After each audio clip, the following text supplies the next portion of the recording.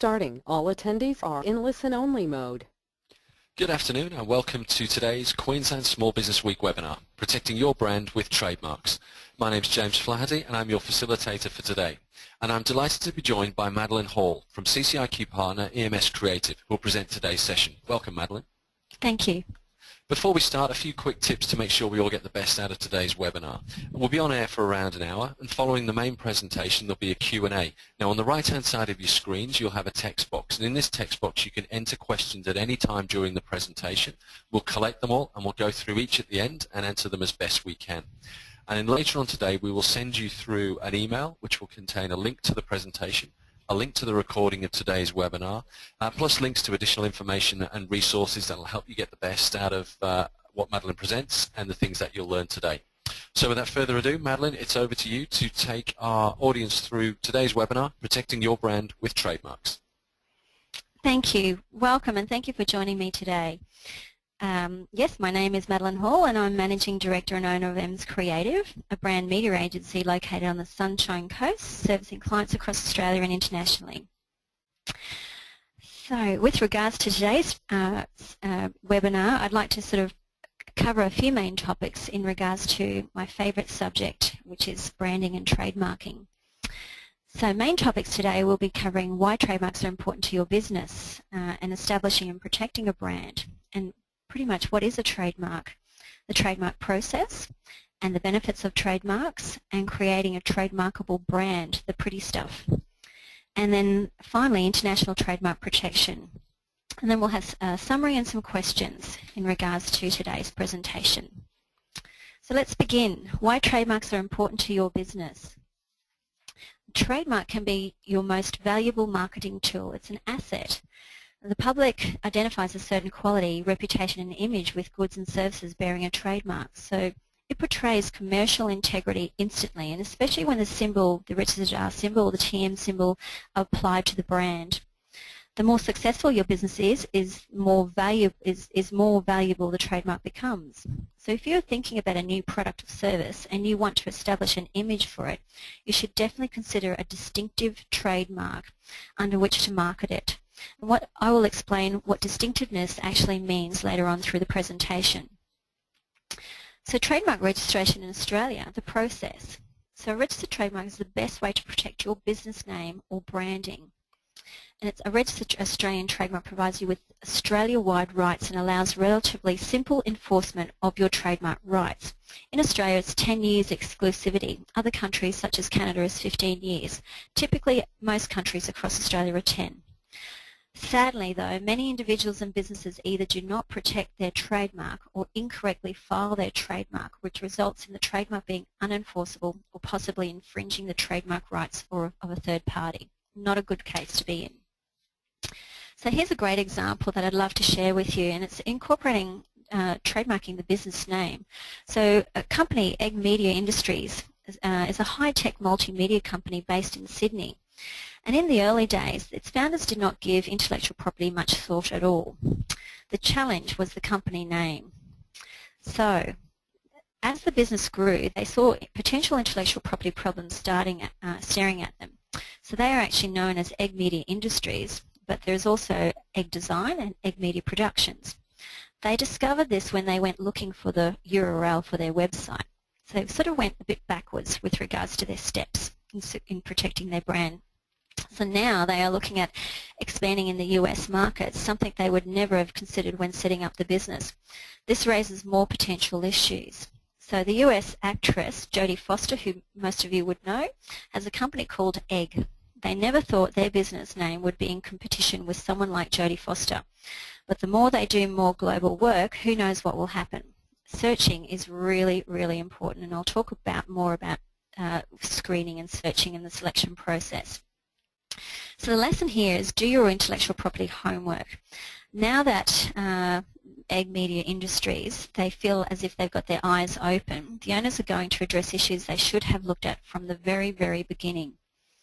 They now realise that having a registered trademark is vital as their internet presence is seriously strong. They also make sure their production work is protected by copyright, so any reproduction of it brings a benefit back to them. So a really good Australian example. Establishing and protecting a brand. As you can see on this slide, there are many, many well-known brands out there that are all trademarked. And establishing a strong brand is pivotal to business success, but also protecting that brand is equally important, and it all begins with branding and trademarking. However, many small businesses overlook an important first step in securing their brand through trademarking. A reputation and brand are among the most valuable assets of a company. They define the company and help it stand out in a crowded marketplace. So branding can be about slogans, logos, products or service names, business names, and even colours, smells and sound. It's a very fascinating area. Branding can make up a significant proportion of value for a company on their balance sheet, and that means dollars. So intangible assets such as your brand can be highly lucrative and are often built up over time by a business through clever and consistent marketing campaigns and market reputation. The internet is a powerful advertising medium, and often the brand is the single most important piece of intellectual property owned by a business, and one which is well worth protecting. So here's a good example, and unfortunately our webinar is not going to allow video live screening. However, what we'll do is we'll send the link through after the webinar. I highly encourage you to watch this though, and I'm going to actually talk through it. So you won't hear any sound, but you'll get the gist of the power of trademarking. So Coca-Cola, massive iconic brand. Very, very important. So they actually did an unthinkable campaign called Share a Coke campaign. And a lot of you may have remembered this campaign because it was a massive, massive success. They needed to do something. They had a lot of decrease with regards to their usage of their brand, especially in the Australian marketplace. And so they initiated a campaign and utilising mediums such as social media and all sorts of components with point of sales and advertising, etc. But you will see through this whole presentation that the consistency of the brand itself is constant, and also the colour. Very, very important. So they reached a lot of demographics, so all sorts of age groups, etc., and right across the country. And it was a connected type of campaign. So, example, share a Coke with Dave, Mel, Kate. A lot of people have actually kept these bottles in their cupboards as a symbol of the whole campaign because it's quite personal to each person. So they used digital aspects, interactive aspects, and then digital billboards, and so they went right to the realms of some new age advertising and marketing for their brand and trademark. The bottles and the shapes and the actual customization of the products themselves, and the PR, the massive PR through traditional means and digital means was such a successful execution. Even these kiosks where people could just go get a print on a Coke can instantly. So because when they first released the names, it wasn't a massive number of names, and then they got loads of people on the digital Facebook asking for their own personal names to be added, and so that actually initiated a massive following with regards to the database increase and so forth. Really excellent execution. So tweeting, Facebook, Australians everywhere were actually connecting with this campaign and didn't want it to end. And so they actually integrated a seasonal holiday component to this whole campaign as well. And the results, massive increase in young adults consuming the product, sales transactions grew, the volume increased by 4%, and massive increase in Facebook traffic. And then look at this one, 12 million earned media impressions, 76,000 virtual Coke cans shared, and then 378,000 extra Coke cans printed at the kiosk. One country painted red. There's that trademark colour red again with the actual trademark of Coca-Cola. So I really encourage you to have a look at that when you do get a chance online. The president of Coca-Cola once remarked that even if the company lost all its buildings, vehicles, factories and equipment, Coca-Cola Inc. would endure and rebuild itself as long as the trademark survived. Very powerful. Just moving on. So what is a trademark? I'm just moving the slide forward. Okay. So the pure definition, a trademark is used to distinguish the goods and services of one trader from those of another. Now that word distinguish is really important. So for example, a generic term such as apple or descriptive terms such as red or juicy could not be registered in relation to apples. So it's really important to have a unique definition for the trademark. A sign, a word or words, a logo comprising words and imagery of style, which is typically called composite marks in Australia. An image on its own, a colour, a shape, an aspect of packaging, and even smells and sounds can be registered as trademarks. Very exciting area. The key is to ensure that your sign is capable of distinguishing your goods or services. And I'll talk more about the goods and services later. But a registered trademark is legally enforceable and it gives you exclusive rights to commercially use. So license or sell it for goods and services that it is registered under. And a registered trademark may be licensed or sold and allows you to create a valuable business asset in your brand. So for example, the Lonely Planet logo is a registered trademark for travel guides. This protects the owner from other businesses using the Lonely Planet trademark in that vicinity of classes. Licensing. Trademarks share attributes with other forms of property like real estate as they can be bought and sold, such as assignments and in the acquisition of a business, the acquisition of a specific product line, selling off a cash asset, pledged as security like a mortgage to secure loans to business, license like renting or licensing, that's one of the most popular areas in franchising, character merchandising, sports endorsements and sponsorships, and co-branding promotions like sweepstakes and contests. And why do we license trademarks? There's three valuable components: protect, promote and profit, and that last point is the most aspiring for any small business. So registering a trademark makes it a lot safer and easier to license the use of your trademark to others. So example, manufacturers, distributors and franchises. So a good one for manufacturers is Colorbond. And franchisees, McDonald's, etc. sort of thing. So licensing is a common strategy to commercialise intellectual property. It simply means that an IP owner permits another person to use the IP on agreed terms and conditions. So there are different types of licensing options, many, but a franchise's form of license while an assignment is different again because it is the outright sale of intellectual property or IP. The trademark process. How do I register a trademark in Australia? So there's 4 simple steps. They look simple on one slide, however there's a lot involved in each of the steps. So number 1, step 1, trademark searching. This is the most important step that I believe and recommend to any business that's going down this path, is to do a comprehensive trademark search and to get a professional specialist to do this, because many times over I've come across clients who've tried to do it on their own and think that they've gotten through, however spent some money, a lot of money, and find that they're in the bad situation at the end and haven't done a proper comprehensive search. So I recommend that a trademark search should be your first step when considering a new name for a business, company, product or service. If you preferred a name that is too similar to another Australian trademarks, you could not only have difficulty in securing the rights, but you may be infringing another person's rights and face some horrible action because of it, and it costs a lot of money. So ensuring your chosen trademark is available and is not infringing anyone else's rights provides you with the peace of mind to know that your brand won't be stepping on any toes and that it can become your property and business asset. So even if you've been using your brand and promoting it for some time, difficulties can arise, so a trademark search should always be considered.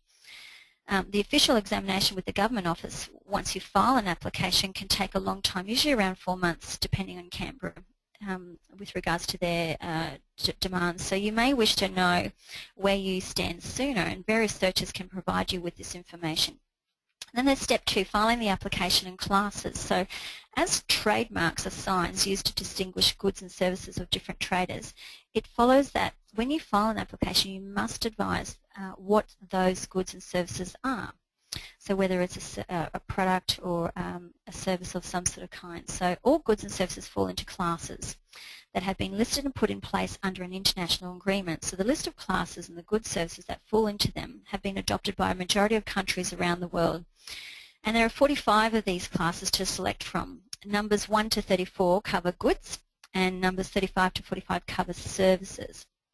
So when we prepare and file applications for Australian trademarks in order to meet the basic filing requirements, we must advise the Trademark Office of the class number and provide a specification of the goods and services being claimed with the classes. And then there's step 3, so government examination, which is report or approval. So after your application is filed with the Government Office, it must be examined and all of the details to ensure that 1, the basic filing requirements are met, and 2, to ensure that your trademark is registrable. So this process currently takes around 4 months, a time frame that does fluctuate though. So once examination is complete, we will receive an adverse report, and if there are any problems found, or a notice of acceptance if no problems are found. That's the ultimate that you want to get is notice of acceptance. Notice of acceptance and approval, what that means is that if there's no issues found during the government examination of your application, then you successfully address any issues that are raised, and a notice of acceptance will be issued. So this will advise the date on which the acceptance of your trademark will be advertised in the Official Journal of Trademarks. So the advertisement of acceptance commences a period of time during which other people may lodge formal objections to your trademark becoming registered. So if they believe they have good grounds to do so, they will have 2 months from the date of advertisement to file a notice of intention to oppose. And once a notice of intention to oppose has been filed, the opponent must then lodge their statement that sets out the grounds and particulars upon which they oppose. And this costs them money. However, if nobody lodges a notice of their intention to oppose or do not request an extension of time in which to lodge their objection, your trademark can then progress to full registration. And then finally, step 4, registration rights. So once Australian trademarks are accepted for registration and assuming not opposed by a third party, or if you are opposed but come out as a successful party, the trademark can then proceed to registration upon receipt of final fees. This will not occur for around a minimum of 7.5 months. So 7.5 months is typically the time frame. And there should be a step 5 really, because once you've got your trademark, then you should be out there promoting it and placing the symbols on it and using it as your commercial integrity going forward, marketing it. The benefits of trademarks. So registered brands can make up a significant proportion of value for a business on their balance sheet. Intangible assets such as your brand can be highly lucrative and are often built up over time by a business through clever and consistent marketing campaigns and market reputation, and Coca-Cola is a very good example of that. Businesses should consider which markets are important to them and make sure that the rights in their brands are effectively protected in those markets. It may seem expensive at the time, but it's so worth doing it in the long run.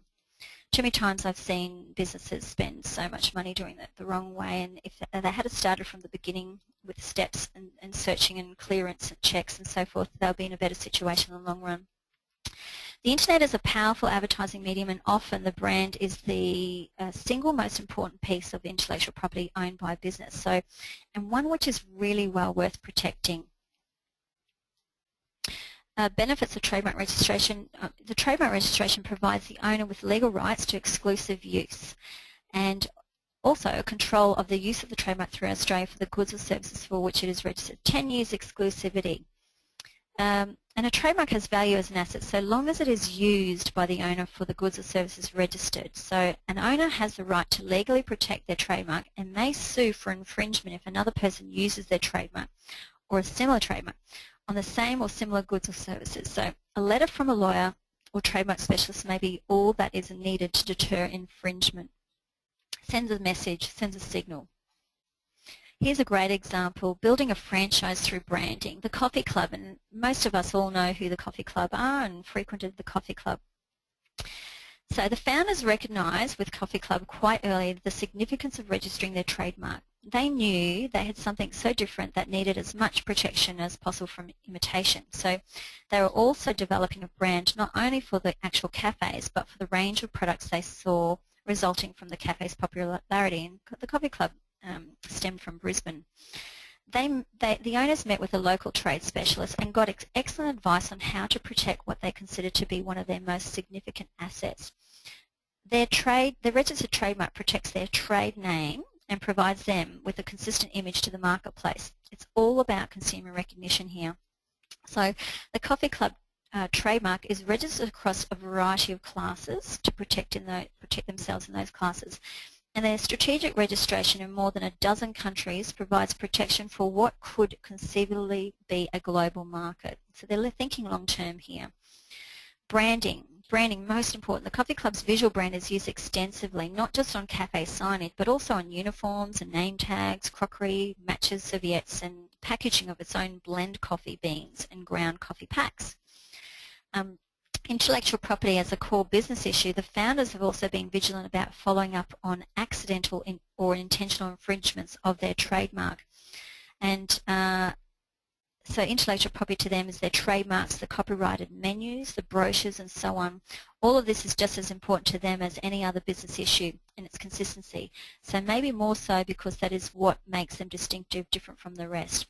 And then franchising. The Coffee Club's secure intellectual property is attractive to potential franchisees. After they had gone through the disclosure document with their solicitor, their IP was solid and could be protected from local international competitors trying to imitate the Coffee Club brand, which could threaten their investment. So the brand is also well protected internally through their franchising agreement. So the agreement was quite specific with how they are to use the brand, and the guidelines offer the owner's assurance that the brand's integrity will remain intact. So every outlet owner needs to follow these guidelines so they can ensure the brand retains its value. Very important aspects. So what can be trademarked? Here's a few examples. So words and single letters, specific phrases, numbers, sounds, scents, shapes, logos, images, types of packaging, or any mixture of the above.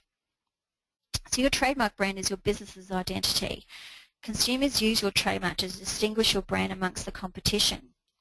And most of the trademarks consist of words, logos or slogans, but you can make any of the following happen, which is above. So here we've got Telstra, a big iconic brand, and then showing how they've got "It's How We Connect" as a phrase trademark, and then they've even got the T symbol on a disc. So really identifying all aspects of the intellectual property through their branding and execution. Perrier have trademarked the shape of their bottle, so that's a design component that's very unique to them and important to them as well. So, and then UE, great example of a fanciful brand that's been created and trademarked. Some shape marks. I love the shape marks, really interesting area. You can protect an overall shape so as long as it's directly related to your products or services. A shape trademark could include such things as the shape of your products, so the shape of containers, packaging, all sorts of things. And here we've got some examples of the Coca-Cola bottle, registered shape trademark, and then we've got Toblerone, the unique triangular component. We've got the Weber kettle design, Rubik's Cube, and loads of different footwear design trademarks as well. So even the shape of a pencil is trademarked. There's toothbrush shapes that are trademarked as well these days. Colgate spends a lot of money on releasing their new toothbrushes every year. The shape of a roof vent is also, a trademarked shape too.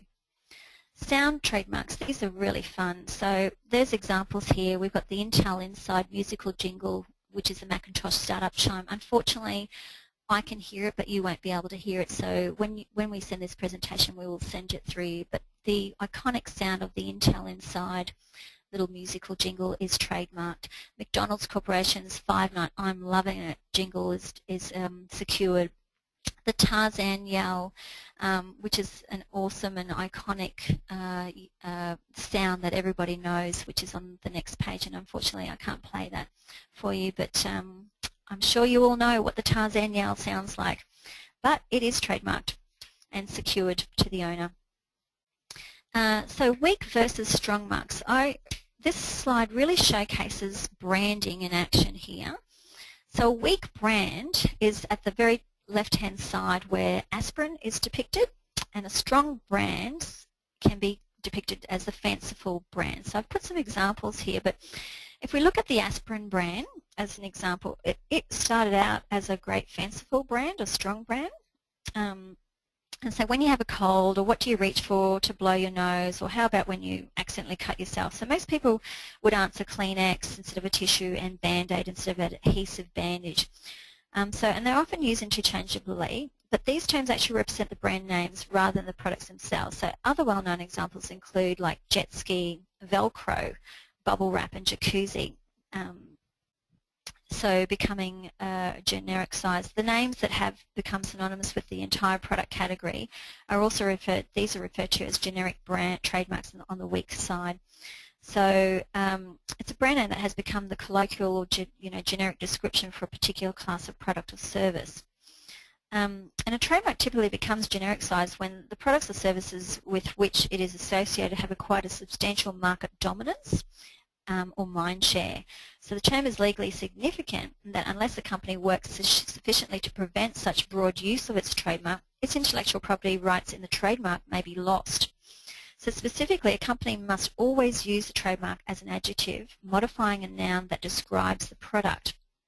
So generic trademarks are good. So are these good or bad things? Well, it's not a simple answer and depends mainly on the brand or product itself. So companies often hate when their trademarks are used to describe other products, especially their competitor products.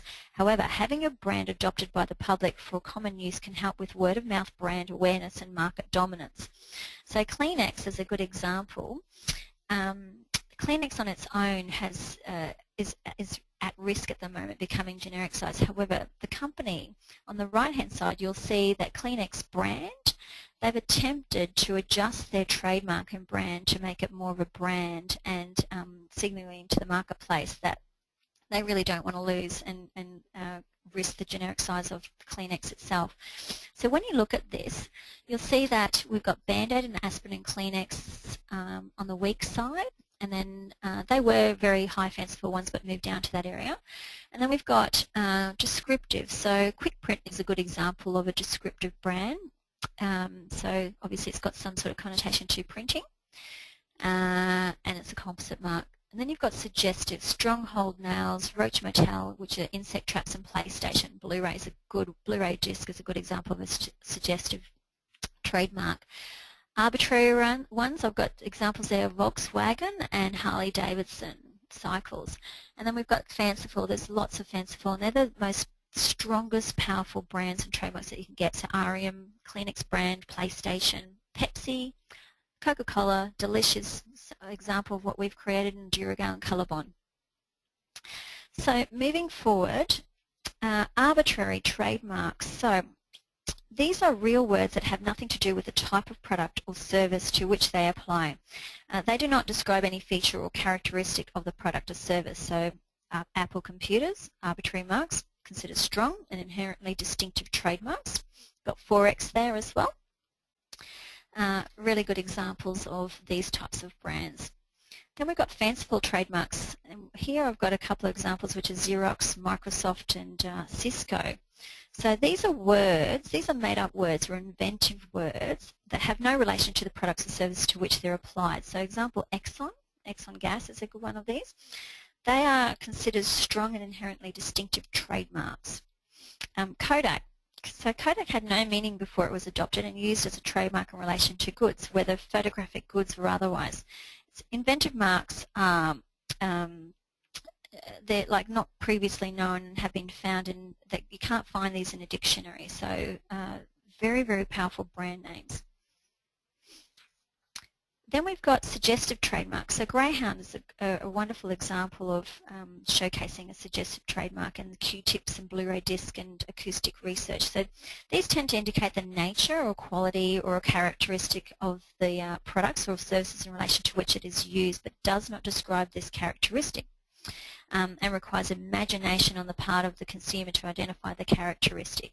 So suggestive marks invoke the consumer's perceptive imagination. Again, clever branding here. So advantages of trademarks in a snapshot: securing exclusivity, 10 years exclusivity in the Australian marketplace for your goods. Geographical coverage, massive. Deterring and preventing others from even entering your space. Protecting yourself from infringement claims, so once you've got a trademark, you've protected yourself. Controlling the use of your brand by others, so the franchising side of things and licensing, lots of profit can be made from those aspects. And capturing the value of what you create, so an intangible asset on your balance sheet. It's worth money. So creating a trademarkable brand. So these are some tips and hints from an agency perspective and for those who are engage professional services in this area. When we create a strong brand or have to come up with a brand name or going through the brand name generation aspect for a client, really important, these key things. So focus on a single brand. What that means is a startup business, no matter how well funded you are, will always feel short of resources. So the business should focus all its branding energy and resources on building up a single brand, so the name of the company, and not trying to create separate brand identities for the company and for each of its products. So multiple brands will diffuse your energy and resources and confuse customers. So single brand focus is highly effective whether you're a consumer or B2B business. So in the consumer space, think polo shirts, shoes, home decor, dresses, bed and bath, etc. It's all polo with little energy wasted on sub-branding. In another realm, folks just say they got an iPad, not that they bought an iPad 2 Wi-Fi 3G 16 gigabyte. So examples of good B2B brands, think how IT products are marketed. If a CEO is asked which database her company uses, she's likely to reply simply SQL Server rather than Microsoft SQL Server 2012 Enterprise Edition, or simply Oracle rather than Oracle Database 11 gig release.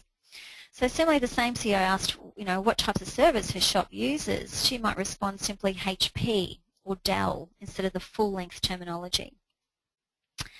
And then number 2, really important, so snag the URL, the web domain, and also now in recent times social media. So get the Facebook page. Everything should be matching from the brand name, business name, domain name, social media, all consistently branded the same terminology. So as you're considering alternative names, make sure you can secure the URL, domain name, and the social media platform. So as you're brainstorming names, bring up a registration engine such as GoDaddy.com, doesn't matter. And as you think of names, check to see if the URL is available. Remember though, trademark trumps all of this. So trademark registration is your supreme optimum outcome. And keep it simple. So good example, Tapjoy. Keep it simple. It needs to flow off the tongue. It needs to be memorable. It needs to be just immediate. So ideally the name should be short and memorable. So if I'm launching a gaming company and I'm going to call it Bongo Baby, would probably be preferable to Jim's International Game Enterprises Inc. or Madeline's International Game Enterprises Inc. Make the name hard to misspell and hard to mispronounce. I know those are double negatives, but the point is that you want people to be able to find you in a search engine and to easily refer you to friends. Tapjoy is a great example of this. So choose, number 4, choose one. So a descriptive, evocative, or whimsical. So this is brand talk in the design industry. Descriptive, evocative, or whimsical. So next you have a fundamental choice with 3 basic paths. The first path is to select a name that's descriptive of what you do. Think WebMD or the Home Depot is a good example of descriptive. Urban Outfitters, 1-800 Flowers. The second path is to choose a name that says nothing about what you do but is evocative. So Oracle is a great abstract but evocative brand name evoking wisdom and an ability to predict the future. And the third path is to select a memorable, unique, nonsense word. So nice examples of such whimsical brand names include Hulu, Zynga, and Tapjoy, Yui, etc. Number 5, avoid branding by committee. So it's good to be inclusive and seek opinions and ideas, but if you form a committee and put everything to a vote, you're likely to end up with a least common denominator brand that's bland, uninspired, and may look more like a hybrid camel elephant than the thoroughbred you'd hoped for. This is where you need brand specialists involved here. In the name generation phase, linguistic research is the counterpart to legal trademark searches. So while the potential names are still just words rather than names, it is crucial that you ask your target audience simply, what do you think of when you hear the word Bongo Baby? As an example. This determines whether potential names have a negative connotations with your target audiences. So by surveying word connotations rather than asking for opinions on a name, you will get the linguistic feedback you need without compromising any potential great names.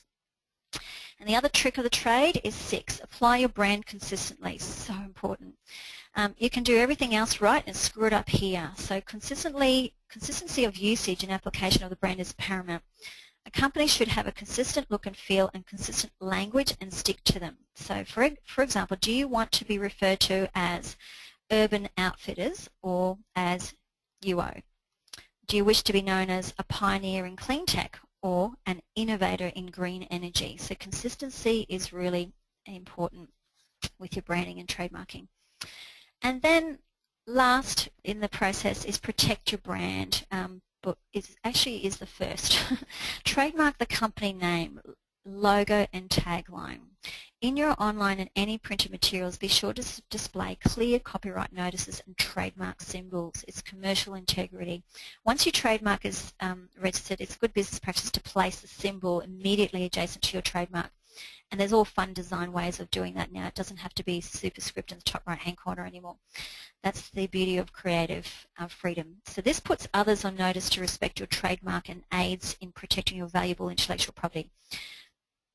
All right. Now, moving on, colour and motion guide. This is the most sexiest, fun part of any branding process. And have you ever considered the importance of colour and branding? So Coke is red, like in that example I showed you. UPS is brown, IBM is blue, UE is black. These corporations understand the proper use of colour. It's vital to creating a positive image among consumers. So furthermore, colour plays a huge role in memory recall. It stimulates all senses and it's instantly conveying a message like no other communication method, like Cadbury with purple, BP with green, Woolworths green.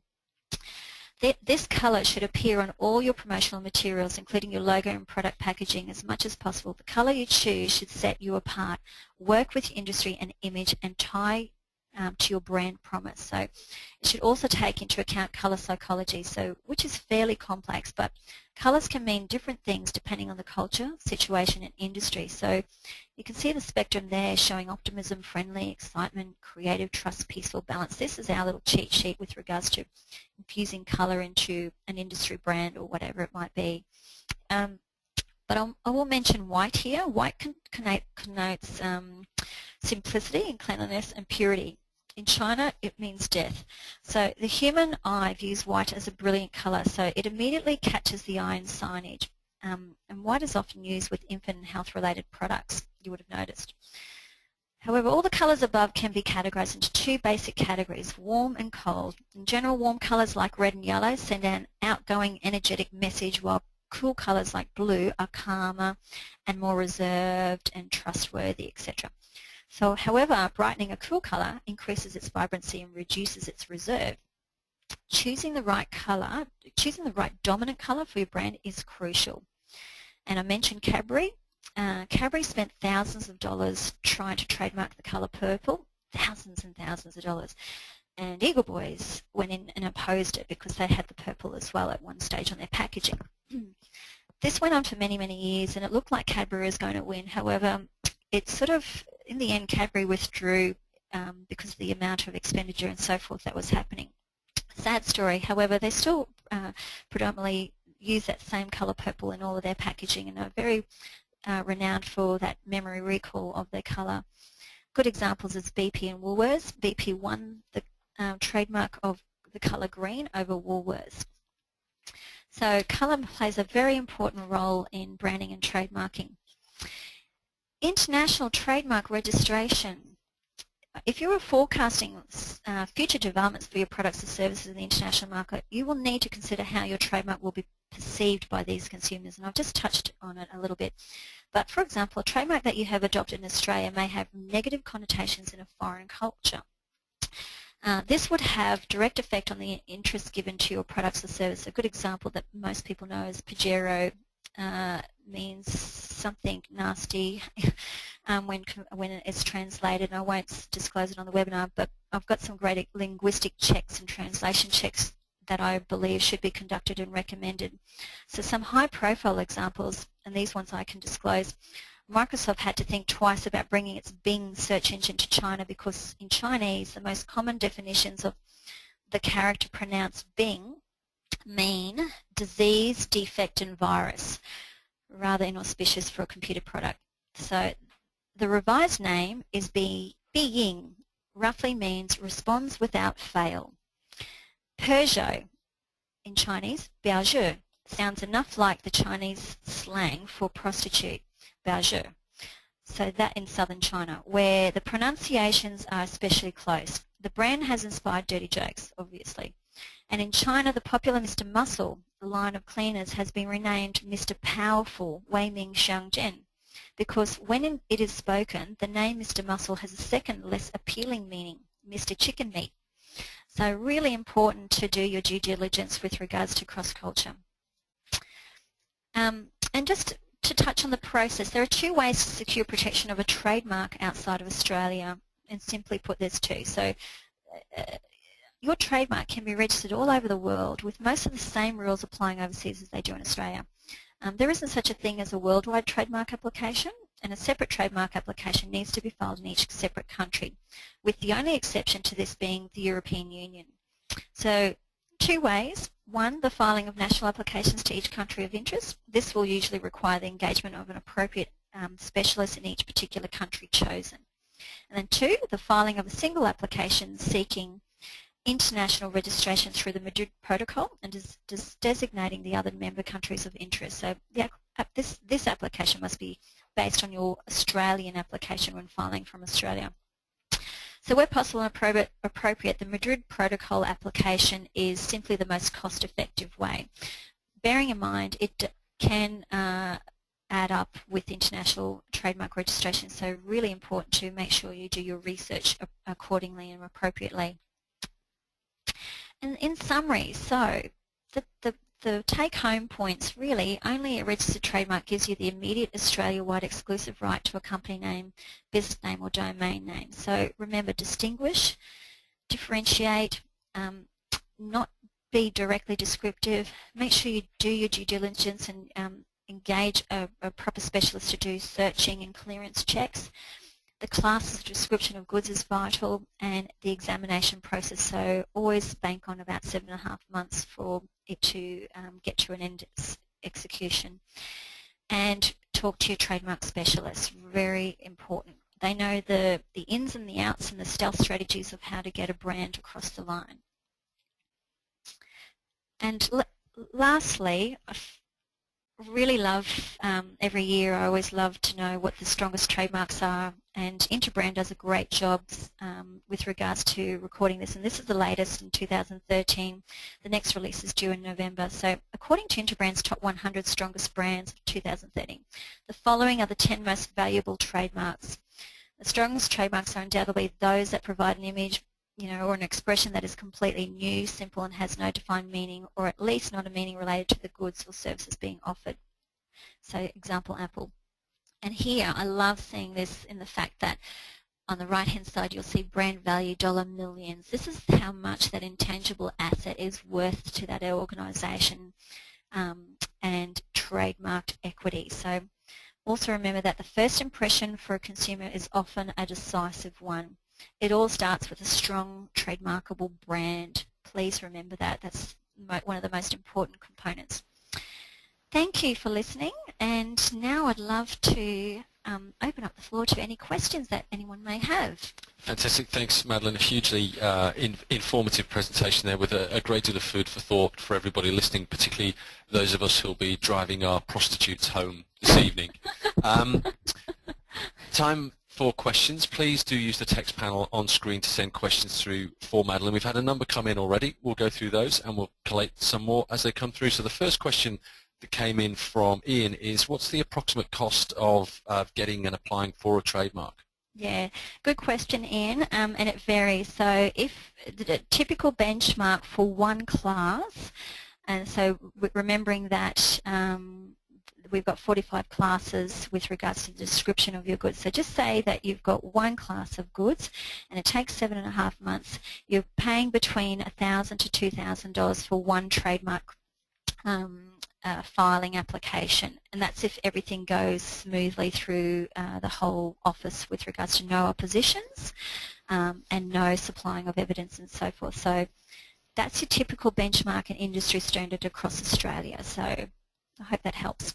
And what's the difference between a copyright and trademark? That's from Vicky. Yeah, good question. So copyright is anything to do with arts and original works of arts.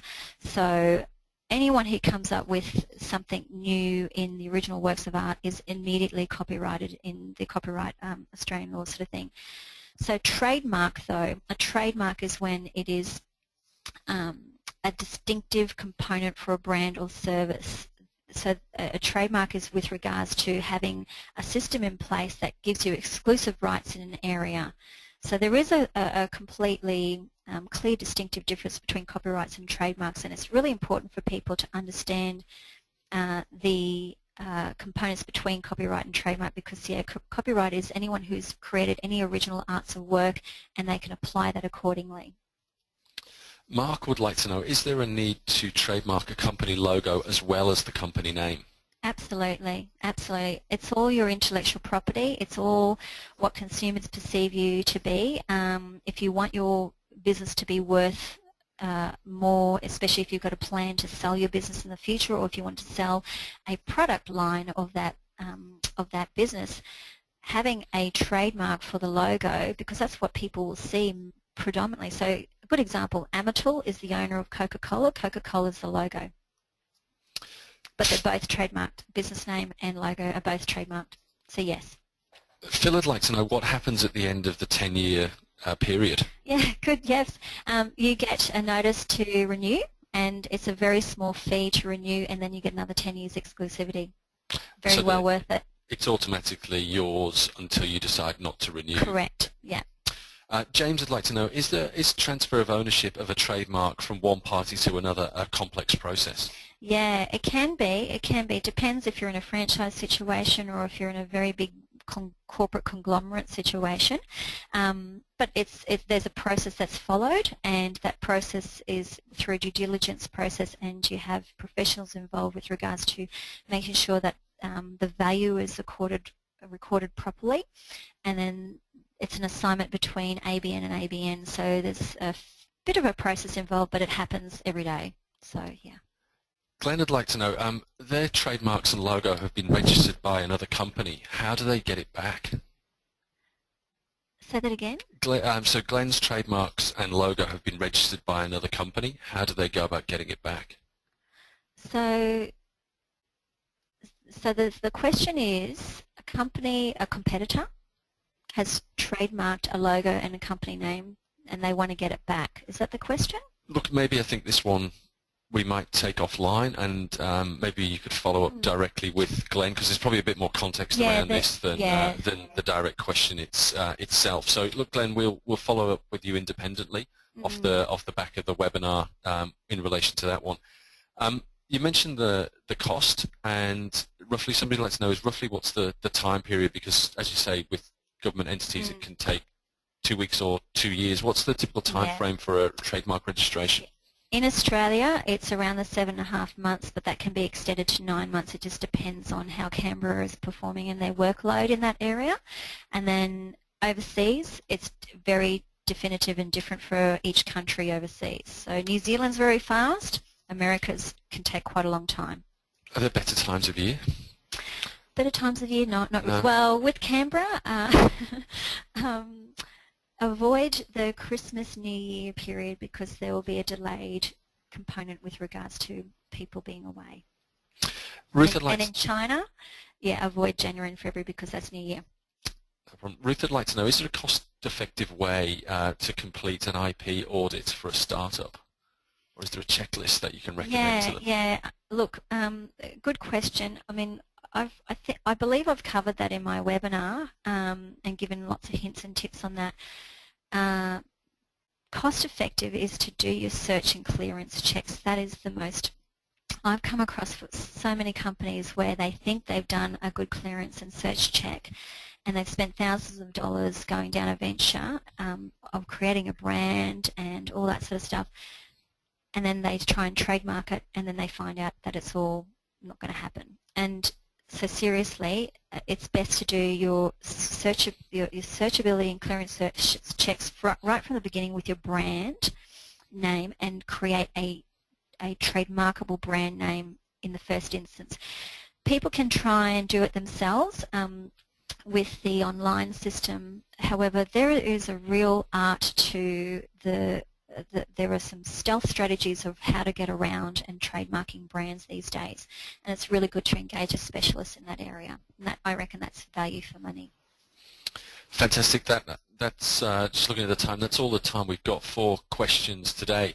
But really, on behalf of CCIQ, thank you to Madeline from our partner EMS Creative for supporting today's webinar and giving your time to go through this complex but very interesting topic with our audience today.